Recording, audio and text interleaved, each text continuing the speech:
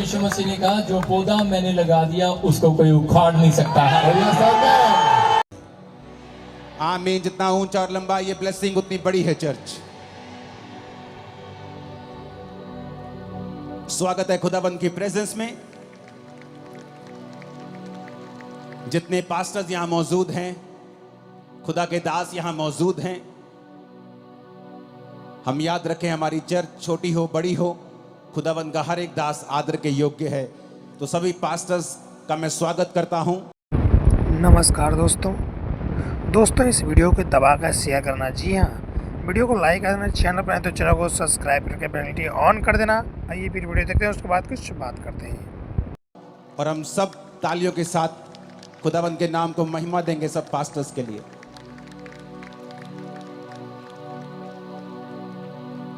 आज मेरा बिलीव है कि पवित्र आत्मा ने जो वचन मसा करके मुझे दिया है वो आपकी लाइफ को सेम नहीं रहने देगा। सब लोग बैठ जाओ, सब वॉलंटियर्स, खास तौर पे तुम लोग। कोई भी आसपास खड़ा नहीं होगा और अगले कुछ मिनट हम वचनों को देंगे और वॉलंटियर्स बोलकर लोगों को नहीं बिठाएंगे, सिर्फ आप इशारा करेंगे, हाथ जोड़ के बिठाएंगे। आज मेरा यह विश्वास है कि पवित्र आत्मा ने आपको जो वचन देना है वो आपकी लाइफ को सेम नहीं रहने देगा। सब कैमरास, फालतू ड्रोन सब बंद कर दो और सिर्फ अपना ध्यान परमेश्वर के वचनों की ओर लगाओ।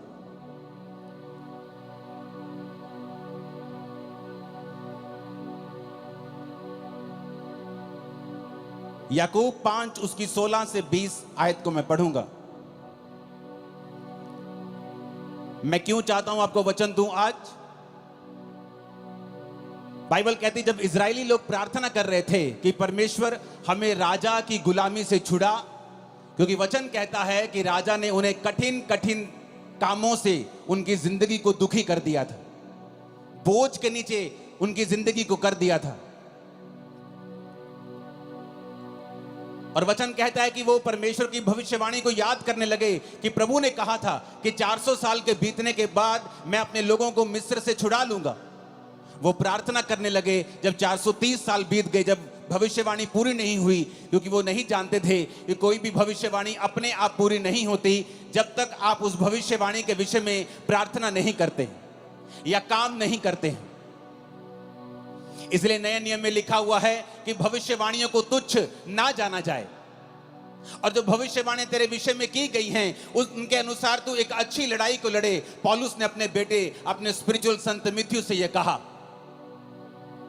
इसका मतलब भविष्यवाणियां अपने आप पूरी नहीं होती जब तक कि उन भविष्यवाणियों के विषय में लड़ा ना जाए। और हमारी लड़ाई इंसानों से नहीं, किसी पार्टी से नहीं, किसी धर्म से नहीं, बल्कि शैतान से है। और हम परमेश्वर के सामने भी प्रार्थना में लड़ते हैं जिस तरह याकूब लड़ा था और जीत गया था।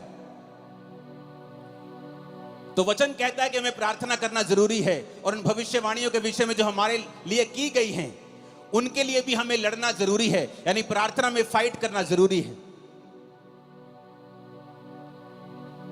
तो वचन कहता है कि जब वो फंस गए वहां पर, उन्होंने प्रार्थना करनी शुरू की।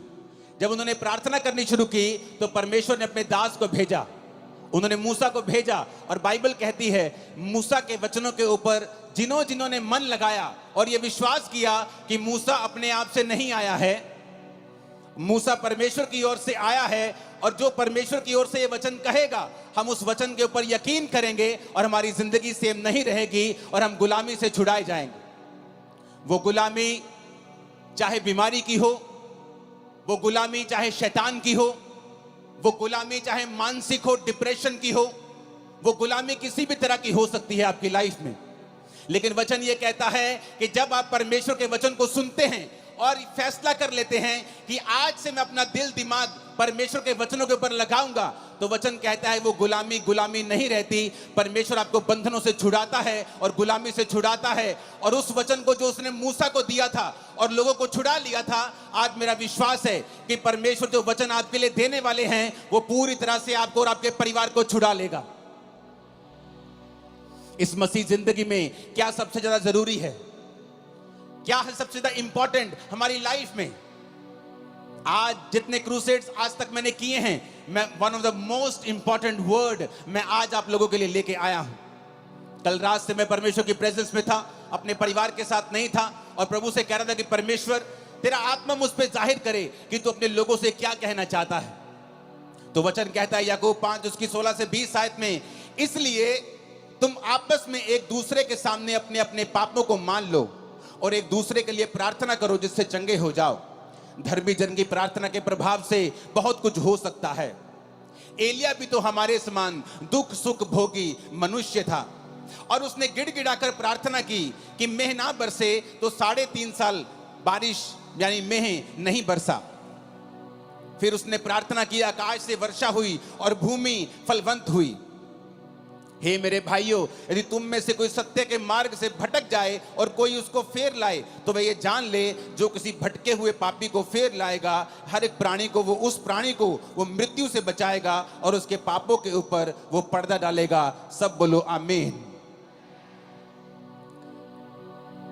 एक डेविड नाम का व्यक्ति, जिसके अंदर इंडिया को बचाने का बोझ था, जब वो इंडिया में आया तो उसको भाषा नहीं आती थी, लेकिन वो एक बात जानता था कि वचन कहता है कि प्रार्थना के प्रभाव से बहुत कुछ हो सकता है।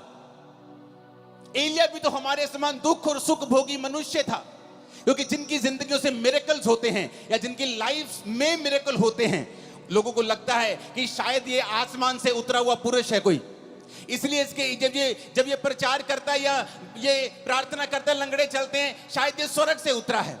लेकिन वचन ये कहता है, क्या फर्क था एक आम व्यक्ति में और एक एलिया में?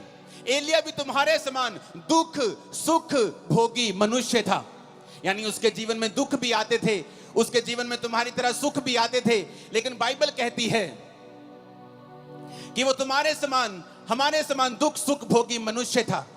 लेकिन जब उसने प्रार्थना की कि मेह ना बरसे, तो मेह नहीं बरसा। वचन कहता है, पिछली स्क्रीन को एक जैसा करना, कोई फालतू सिग्नल मत देना पिछली स्क्रीन के ऊपर। जैसे बीच की स्क्रीन है सब तरफ वैसे ही कर दो, नहीं तो बंद कर दो और कुछ कर दो। अपने पड़ोसी को बोलो, ध्यान से सुन, आज तेरी जिंदगी बदलने वाली है। जब वो परमेश्वर का दास डेविड इंडिया में आया, उसे भाषा नहीं आती थी।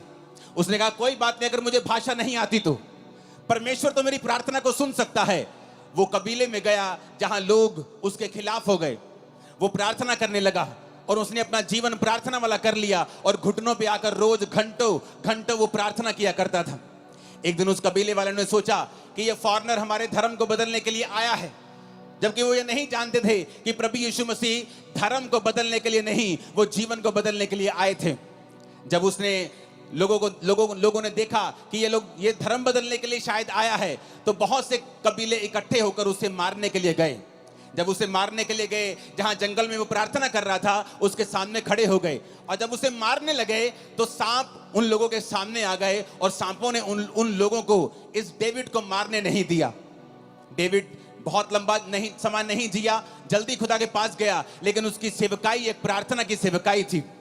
और हिस्ट्री कहती है कि उस प्रार्थना के कारण जो उसने रोज रोज परमेश्वर के सामने की, परमेश्वर ने उस कबीले के ऊपर दया की और एक बड़ी बेदारी दी। आज वो सब लोग परमेश्वर में हैं, मसीह में हैं, सच्चाई को जान चुके हैं।